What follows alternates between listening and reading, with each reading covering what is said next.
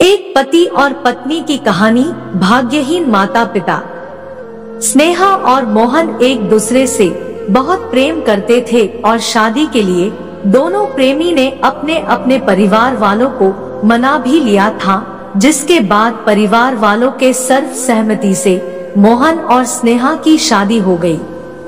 समय बीतता गया। उनकी शादी के 11 साल हो चले थे, लेकिन अभी तक उनको एक भी बच्चा नहीं हुआ था। बड़ी मुश्किल से शादी के 11 साल बाद एक लड़का हुआ, जिससे वह दोनों बहुत खुश थे और बच्चे के लालन पालन में कोई कमी नहीं छोड़ी। उनका लड़का उनकी आंखों का तारा था। देखते देखते लड़का 2 साल का हो गया। सभी बहुत खुश थे और सब कुछ अच्छा चल रहा था।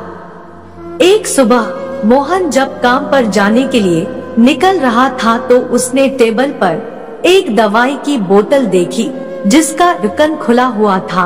मोहन को काम पर जाने के लिए देरी हो रही थी, इसलिए उसने अपनी पत्नी स्नेहा से उस बोतल को ढक्कन लगाने और अलमारी में रखने को कहा। स्नेहा रसोई घर में काम कर रही थी। काम में मग्न वह ये बात पूरी तरह से भूल गई। बच्चे ने वो बोतल देखी और खेलने के इरादे से उस बोतल की ओर चला गया। बोतल के रंग ने उस बच्चे को आकर्षित कर लिया। उस दवाई के बोतल को लेकर वह खेलने लगा और खेलते खेलते उसने बोतल की पूरी दवाई पी ली। उस दवाई की छोटे बच्चों को छोटी सी मात्रा भी जहरीली हो सकती थी। दवाई पीने की वजह से जब वह लड़का नीचे गिरा, तब उसकी मम्मी बच्चे के पास पहुंची और जल्द से जल्द लड़के को अस्पताल ले गई, जहां डॉक्टरों के द्वारा इलाज किया गया, लेकिन बच्चा बच नहीं पाया और उसकी मौत हो गई। उसकी मम्मी पूरी तरह से हैरान हो गई थी। वह डर गई थी कि कैसे वो अब अपने पति का सामना करेंगी। जब लड़के के परेशान पिता अस्पताल में आए तो उन्होंने अपने बेटे को मृत पाया और अपनी पत्नी की ओर देखते हुए सिर्फ 4 शब्द ही कहे। आपको क्या लगता है कौन से होंगे वो 4 शब्द? पति ने सिर्फ इतना ही कहा, आई लव यू डार्लिंग। उसके पति का अनपेक्षित व्यवहार आश्चर्यचकित करने वाला था।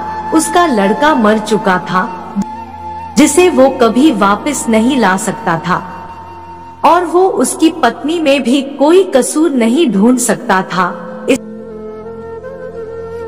इसके अलावा अगर उसने खुद वह बोतल उठाकर बाजू में रख दी होती तो आज उसके साथ यह सब ना होता और उसका बेटा जिंदा होता। मोहन किसी पर भी आरोप नहीं लगा सकता था। उसकी पत्नी ने भी उनका एकलौता बेटा खो दिया था।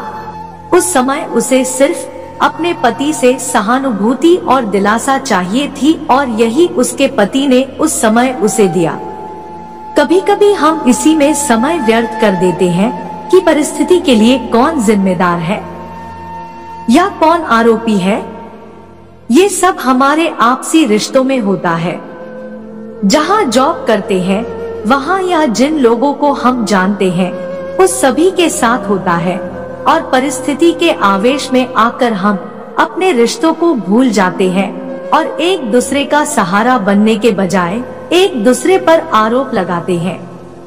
कुछ भी हो जाए, हम उस व्यक्ति को कभी भी नहीं भूल सकते जिसे हम प्रेम करते हैं। इसीलिए अपने जीवन में जो भी आसान है उसे प्रेम करो।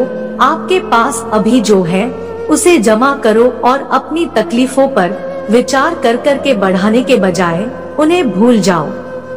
उन सभी चीजों का सामना करो जो आपको अभी मुश्किल लगती है या जिनसे आपको डर लगता है। सामना करने के बाद आप देखोगे कि वो चीजें उतनी भी मुश्किल नहीं है जितना कि आप पहले सोच रहे थे।